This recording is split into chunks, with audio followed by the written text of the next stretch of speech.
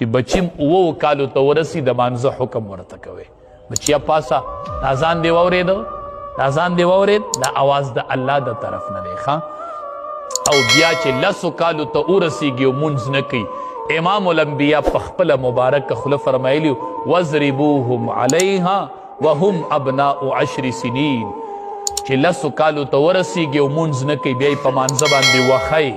بیا یې په مانځه باندې وښئ سکول کار اونه کی سزا ورکوي په کاپیانو یې وښئ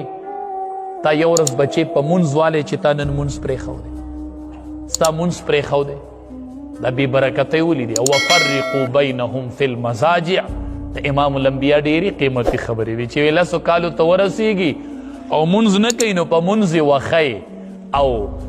د بسترو ځایونه وله جدا کوي ښه بیا د دورونه په یوه بستره کې نه سملي یو ورور او خور دې په یوه بستره کې نه سملي چې 10 کالو ته ورسیږي دا بیا یو ځای دې نه سملي ولې دې نه سملي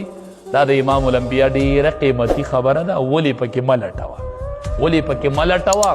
خو چې نبی علیه السلام ویلي دي چې د بسترو ځایونه وله جدا کوي دې کې به ډېر خیر او برکت وي او چې جدا دې نه کړل نو نقصانات به یې په خپلو وویني ما نه بیا تپوس مه کوه